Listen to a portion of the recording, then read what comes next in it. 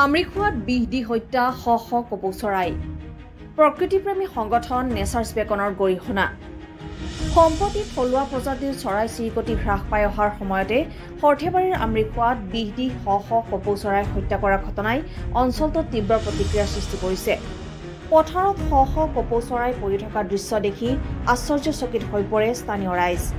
আমৰিখোৱা গাঁৱৰ প্ৰয়াত মুকুন্দ ডেকাৰ পুত্ৰ নৃপেন ডেকাই আজি পথাৰত কঠীয়া সিঁচাৰ সময়ত পথাৰত বিষ দি কপৌ চৰাই হত্যা কৰাৰ লগতে বহু চৰাই ভক্ষণ কৰা বুলিও অভিযোগ উত্থাপন হৈছে।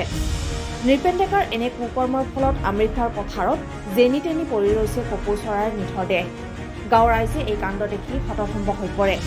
নৃপেন ডেকাই কৰা এই কাৰ্যক গাঁৱৰ সাধাৰণ লোকেও নিন্দা কৰাৰ লগতে গাঁৱৰ লোকে আৰক্ষীক খবৰ দিয়ে।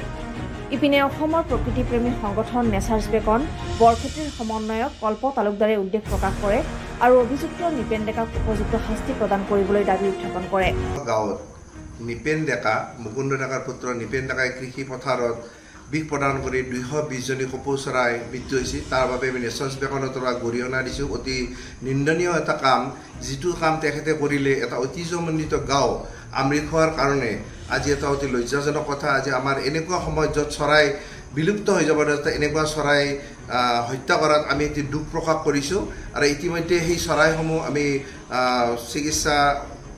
পশু চিকিৎসকসকলে পষ্টমৰ্টমো কৰিলে এইবিলাক বিষক্ৰিয়া হৈ মৃত্যুবৰণ কৰিছে। এতিয়ালৈ 220টা চৰাই মৃত্যু হ'ল যদি আকৌ চৰাই বহুত মৰি আছে। গতিকে কৃষক যিটো আছে, কৃষকৰ সহজ সৰলতা কৃষকৰ কাৰণে এইটো বদনাম হৈছে। গতিকে এইটো আমি দুখ প্ৰকাশ কৰিছোঁ। গতিকে তেখেতৰ অতি শীঘ্ৰে তেখেতক শাস্তি প্ৰদান কৰাটো আমি বিচাৰিছোঁ, ন্যায় বিচাৰিছোঁ। অহাকালি তেখেতক আদালতত হাজিৰ কৰা হ'ব। গতিকে আমি আশা কৰোঁ তেখেতক যাতে উপযুক্ত শাস্তি প্ৰদান কৰি এনেকুৱা কাম দ্বিতীয়বাৰ কোনোৱে যাতে নকৰে, এটা সকিনি হয়, তাৰ বাবে আমি চৰকাৰৰ ওচৰত আহ্বান জনাইছোঁ। 1972 চনত বন্যপ্ৰাণী সংৰক্ষণ আইন অনুসৰি কোনো ধৰণৰ চৰাই চিৰিকটি মাৰাটো নিষেধ কৰা হৈছে।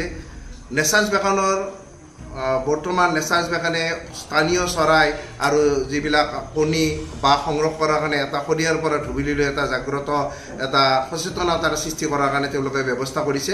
আৰু এই সময়ত এনেকুৱা কামটোৱে আমাৰ অঞ্চলটোৰ কাৰণে অতি লজ্জাজনক। গতিকে দোষীক আমি শাস্তি দিয়াটো আমি বিচাৰিছোঁ। ধন্যবাদ। আজি আমৰিখোৱা গাঁৱৰ নৃপেন দাস নামৰ এগৰাকী ব্যক্তিয়ে তেওঁ কঠীয়া সিঁচি থাকোঁতে কঠীয়াৰ বীজৰ লগত বিষ মিহলাই তেখেতে পথাৰত কঠীয়া সিঁচিছিলে আৰু সেই কঠীয়া বীজ খাই পেলাই অজস্ৰ কপৌ চৰাই 200ৰো অধিক কপৌ চৰাই আৰু লগতে শালিকা আৰু এনেকুৱা ধৰণৰ বিভিন্ন প্ৰজাতিৰ চৰাইৰ আজি মৃত্যুমুখত পৰিছে। আৰু এই চৰাইসোপা দেখি পেলাই আমি অত্যন্ত দুখ প্ৰকাশ কৰিছোঁ, অত্যন্ত বেয়া লাগিছে মনত।